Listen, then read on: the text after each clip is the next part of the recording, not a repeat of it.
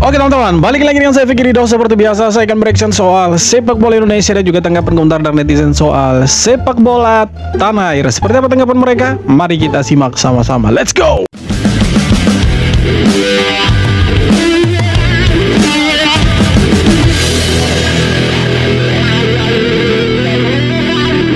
Masyarakat Turki bujuk Jayden Osterwolde, pemain keturunan Indonesia, agar tidak membela timnas Indonesia.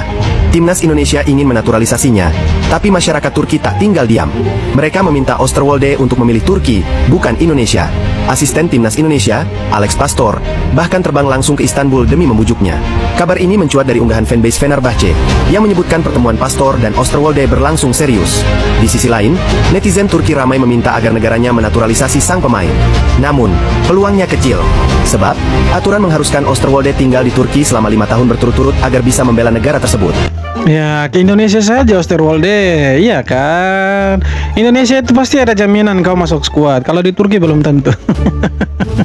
Inilah bedanya kita dengan negara tetangga, teman-teman. Nah, negara tetangganya kita itu karena saking frustasinya mereka tidak ada pemain keturunan, mereka itu mau naturalisasi pemain keturunan dari divisi 8 Liga Inggris. Bayangkan divisi 8, cowok ngeri sekali divisi 8. Divisi 8 mereka mau naturalisasi pemain itu. Masih ingat dengan suara ini? Masih ingat dengan suara ini? Dulu setiap timnas Indonesia bertanding di Stadion Gelora Bung Karno. Tribun kita punya suara khas yang bikin bulu kuduk merinding. Misalnya pada gelaran Piala AFF tahun 2010, skuad timnas Indonesia yang diperkuat nama-nama beken seperti Christian Gonzalez, Irfan Bahdim, dan Firman Utina menjadi saksi betapa riuhnya suasana stadion. Dalam setiap laganya, terdengar gemuruh suara trompet dari seluruh penjuru tribun. Gemuruh riuh suara trompet ini berhasil membakar semangat dan menghidupkan tribun layaknya pesta rakyat. Kini gemuruh trompet ini sudah sangat jarang terdengar. Tapi bagi yang pernah mengalami fase itu, tentu akan merasa nostalgia ketika mendengar kembali bunyi trompet di stadion yang memiliki vibes tersendiri. Menurutmu, bagaimana? Coba tulis pengalaman kalian tentang momen itu di kolom komentar ya. Kalau dulu eranya Gonzalez, Bambang Pamungkas, Zulkifli Syukur, Irfan Bahdim, Boaz Salosa, Oktoman Yani, Titus Bonai, itu suara trompet paling dominan itu di GBK. Tapi sekarang ya suara supporter lebih dominan daripada suara trompet. Tapi suara trompet macam kayak tidak ada lagi sekarang tuh. Indonesia selangkah lagi ke Piala Dunia. Di sisi lain, Thailand harus pulang lebih awal. Yaitulah perbedaan nasib Indonesia U17 dan Thailand U17. Thailand sendiri harus pulang lebih awal dari kejuaraan Piala Asia U17. Thailand sudah menelan 2 kekalahan dari Uzbekistan dan Arab Saudi, yang membuat mereka duduk di posisi juru kunci grup A. Sementara itu, Indonesia tinggal setengah lagi untuk lolos ke Piala Dunia U17. Nah, sebentar Indonesia akan lawan Yaman. Kalau kita menang lawan Yaman, maka kita sudah bisa dipastikan bisa berlaga di Piala Dunia U17. Itu keren. Garuda Muda tinggal meraih 1 kemenangan lagi di grup. Laga lawan Yaman nanti malam akan jadi penentu. Nah, kalau kita menang lawan Yaman, lawan Afghanistan, kita ada di pemuncak klasemen. Jadi kesempatan kita untuk ke Piala Dunia semakin besar. Tapi kalau kita menang putus 1 kali kemenangan saja lah, kita lawan Yaman atau Afghanistan kita menang, maka ya kita sudah bisa ada di Piala Dunia lah. Sekarang Thailand sudah pasti pulang. Tinggal menunggu 1 lagi Vietnam itu, apakah dia bisa mengikuti jejaknya Indonesia atau hanya Indonesia yang menggendong negara-negara di ASEAN. Kocak. Tak menemukan pemain keturunan lagi, Malaysia akan naturalisasi pemain amatir dari divisi 8 Liga Inggris. Yaitulah yang akan divisi 8. Oh, divisi amatir itu.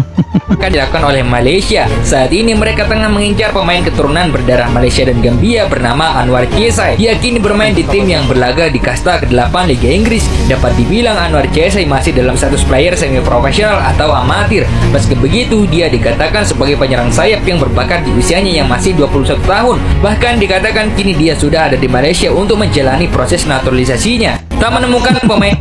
Bayangkan saking tidak dapatnya pemain mereka yang bermain di luar, pemain keturunan, ya mereka akhirnya naturalisasi pemain dari divisi amatir. Divisi 8 bandingkan dengan kita yang tadi Jayden Osterwolde yang bermain di Turki, yang bermain di Fenerbahce, ya kan? Mauro Zalestra yang bermain di era divisi. Ya, jadi kita lebih keren lah dari mereka. Itu makanya mereka punya CEO bilang, Rob Friend bilang, ya kita jangan bandingkan dengan Indonesia. Indonesia itu mereka besar, penduduknya banyak, jadi pemain keturunannya tuh tersebar di seluruh dunia. Bayangkan sampai di Turki ada itu. Timnas Indonesia terbaik ketiga. Malaysia tak mau ketinggalan. Timnas Indonesia menempati posisi ketiga terbaik se-Asia dengan peringkat ke-123 dunia, naik 4 tangga dari sebelumnya. Kenaikan ini tak lepas dari kemenangan besar atas Bahrain di kualifikasi Piala Dunia 2026 ronde ketiga yang memberikan Indonesia 1.143 poin. Tak ingin ketinggalan, Malaysia juga berhasil memperbaiki posisi mereka di ranking FIFA, naik 1 peringkat ke posisi 131 dunia dengan 1.124 poin. Malaysia semakin mendekatkan diri ke Indonesia berkat tambahan 8,6 poin dari FIFA Matchday terakhir. Program naturalisasi udah sama, sekarang kejar-kejaran peringkat FIFA ya. Ya untuk naturalisasi kita lebih unggul dari mereka. FIFA pun kita lebih unggul itu untuk peringkatnya. Beda lah, beda kelas. Ini bahayanya jika sampai Indonesia harus bertarung di ronde kelima kualifikasi Piala Dunia. Jika sampai Indonesia harus bertarung di babak kelima kualifikasi Piala Dunia, Indonesia lainnya hanya punya 1 nyawa. Pertandingan di babak kelima ini memakai sistem kandang-kandang 2 leg. Misal pada bagian ini, Indonesia akan bertarung dengan Qatar untuk menentukan playoff Asia. Lalu jika lolos, Indonesia akan melawan negara dari Konfederasi Amerika Utara, misal seperti Costa Rica, yang jauh punya kualitas di atas Indonesia. Jika menang lagi, Indonesia akan bertanding lawan negara dari benua Afrika seperti Nigeria di babak final playoff guna memperebutkan 1 jatah tiket terakhir ke Piala Dunia. Nigeria secara kualitas jauh lebih mumpuni lagi dari Indonesia. Memang paling masuk akal sekarang adalah lolos via ronde keempat saja. Ini ya untuk ronde ketiga kan sudah hampir mustahil lah. Tambah kemarin kita kalah dari Australia dan kita masih punya cadangan 2 pertandingan lawan Cina dan Australia. Walaupun berat tapi ya berjuang dulu lah. Setidaknya lebih realistis kita lolos dari ronde keempat, lebih mudah daripada kita lolos langsung lewat ronde kelima. Ronde ketiga kan sudah tidak bisa tuh. Jadi sekarang kita harus ya berjuang lewat ronde keempat lagi. Berat sih, tapi ya mau bagaimana lagi? Harus berjuang. Media Vietnam Soha menyebut supporter timnas Indonesia sangat menjijikan dengan kelakuan supporter timnas Indonesia. Media Vietnam itu menyayangkan apa yang dilakukan oleh supporter tuan rumah. Bahkan, media tersebut menyebut tindakan itu menjijikan. Pelatih Bahrain Dragan Talajic tidak menyangka begitu banyak fans Indonesia akan bersikap menjijikan, tulis Soha dalam laporannya. Bagaimana menurut kalian? Bodoh amat. Persetan orang mau bilang menjijikan ke mau apa ke, itu kan mereka punya penilaian. Anggap saja mereka tuh iri dengan Indonesia karena Indonesia selangkah lebih maju dari orang. Apalagi Bahrain itu yang guling-guling di Bahrain sampai di sini. Mereka mau coba-coba tapi kan tidak bisa karena mereka takut. Ini supporternya Indonesia ini gila. Mereka baru masuk lapangan sudah diteriaki mafia. Jadi Vietnam sudahlah, tak usah dengar Vietnam. Vietnam itu ya hamanya Asia Tenggara. Inilah pundit sepak bola yang berkualitas di dunia. Di Inggris ada Gary Neville, ex pemain Manchester United. Di Portugal ada Pedro Barbosa, mantan pemain Sporting CP. Di Jerman ada Bastian Schweinsteiger, legenda Bayern Munchen. Di Italia ada Alessandro Del Piero, ikon Juventus dan timnas Italia. Di Belanda ada Wesley Sneijder, ex Inter Milan, yang bantu mereka juara Liga Champions. Mereka ini paham bola, ngerti sepak bola. Ya, betul. Tapi di negeri kita, Indonesia tercinta ini, ada yang nggak paham bola, tapi sok-sokan bahas bola. Lihat nih, yang satu ini mantan pemain drummer. Jauh banget ya dari bola ke drummer. Tapi ngotot bahas bola, katanya. Masa sih penduduk Indonesia 300 juta tapi pemainnya didominasi naturalisasi? Ya elah om, lihat dulu pemain lokalmu tuh. Kasih contoh dulu aja nih. Finishing amburadul. Yang satu ini juga sama aja. Ini kan main buat Piala Dunia, bukan Piala Ciki. Masa Pak harus dibongkar dulu sih? Santai. Exospeed bilang santai. Ya mereka mungkin tidak paham bola, tapi mereka paksa diri lah untuk bicara. Tapi tidak apa-apa, mereka juga punya hak untuk berbicara. Kita pikirnya positif saja. Mungkin mereka punya keprihatinan sendiri dengan pemain-pemain lokal. Kenapa ya kurang diperhatikan gitu. Tapi menurut saya kurang tepat kalau mereka itu komentari soal pemain naturalisasi, apalagi soal timnas. Karena menurut saya ada hal yang lebih penting dari sekedar mereka nyinyir tentang naturalisasi atau komposisi pemain di lapangan. Ada hal yang lebih urgent, contohnya liga yang boleh dikatakan masih amburadul, dan untuk peringkat di ASEAN kita masih mungkin ada di peringkat 100 lebih lah. Ya komentarilah soal itu. Kemudian pembinaan usia mudanya. Kenapa mereka harus berkomentar soal liga atau pembinaan usia muda? Karena ini investasi jangka panjang. Kalau misalkan kita bisa memperbaiki liga, maka tidak menutup kemungkinan pemain-pemain ini akan semakin berkualitas dan kita tidak akan menggunakan pemain-pemain keturunan lagi atau pemain naturalisasi. Ya, selagi liga kita tidak diperbaiki, persiapan dari usia mudanya tidak diperbaiki atau tidak diperhatikan, maka sampai kapanpun kita akan tetap membutuhkan yang namanya pemain keturunan, pemain naturalisasi. Untuk apa? Membantu timnas Indonesia mencapai target-target yang sudah ditentukan. Jadi kalau kita bilang, kenapa dari 300 juta penduduk Indonesia, semua yang bermain di lapangan 11 orang itu didominasi oleh pemain diaspora atau pemain naturalisasi? Ya jawabannya sederhana, karena kualitas mereka berada di atas rata-rata. Karena mereka punya kualitas dan kita kalah kualitas. Kalau kualitasnya kita itu sama dengan mereka, maka kita tidak akan menggunakan pemain keturunan. Ya sesederhana itu. Harusnya mereka berpikir soal itu. Tapi kan mereka tidak mau berpikir soal itu. Mereka hanya berpikir bagaimana supaya yang mendominasi starting 11 itu pemain-pemain lokal kita. Sebenarnya tidak salah, sah-sah saja. Tapi ini kalau kita berbicara soal Piala Dunia, soal bagaimana tim ini harus merangsak naik, ya tidak bisa kita hanya pakai pemain lokal. Harus ada kolaborasi antara naturalisasi atau keturunan dengan pemain-pemain lokal kita. Seperti itu supaya timnas kita ini semakin bagus. Itulah pentingnya ada pemain naturalisasi di tubuh timnas Indonesia. Memang betul tidak ada yang melarang, tapi sekali lagi ayolah, come on, jangan kita persoalkan soal komposisi pemain. Karena yang punya hak prerogatif untuk menentukan siapa yang turun sebagai starting 11 itu adalah pelatih dan asistennya, staf pelatihnya, bukan kita. Kita hanya bisa menonton, boleh mengkritik tapi pakai otak. Apakah ini yang dinamakan air mata pemain Bahrain?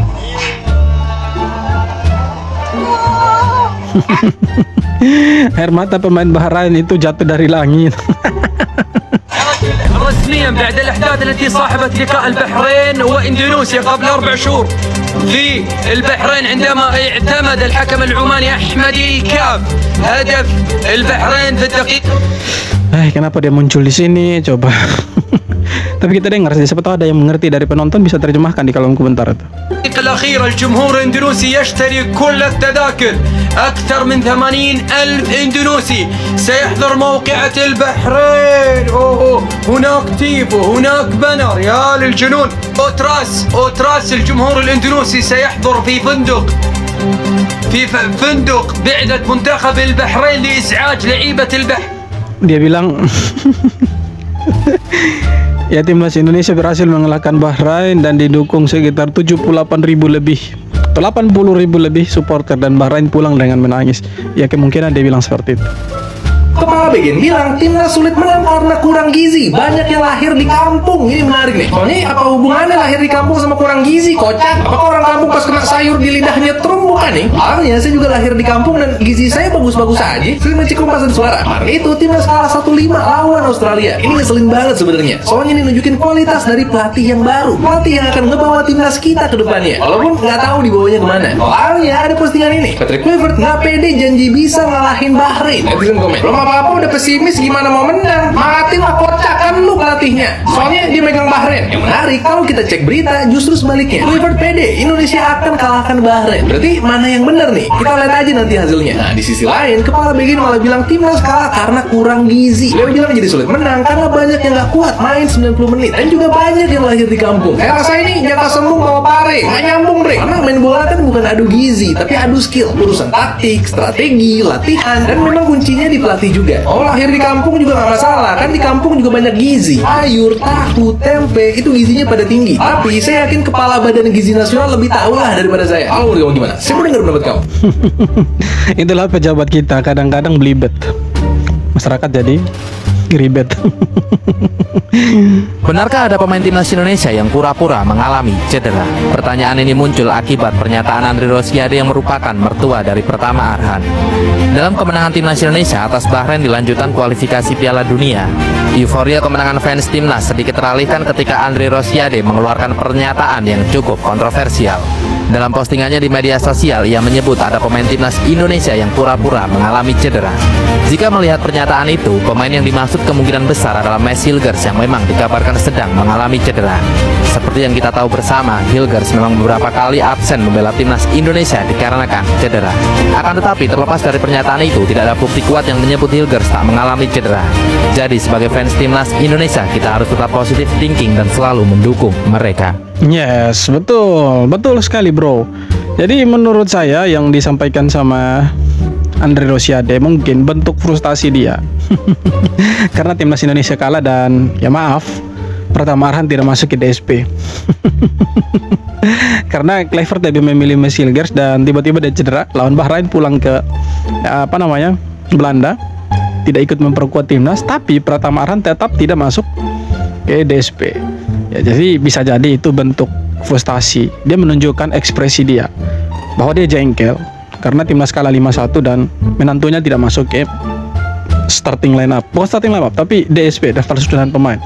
Tapi itu pikiran yang ya kalau boleh dibilang memang ada-ada lah dari Andre Rosiade sebagai pejabat publik, anggota DPR. Harusnya tidak usahlah berbicara soal itu.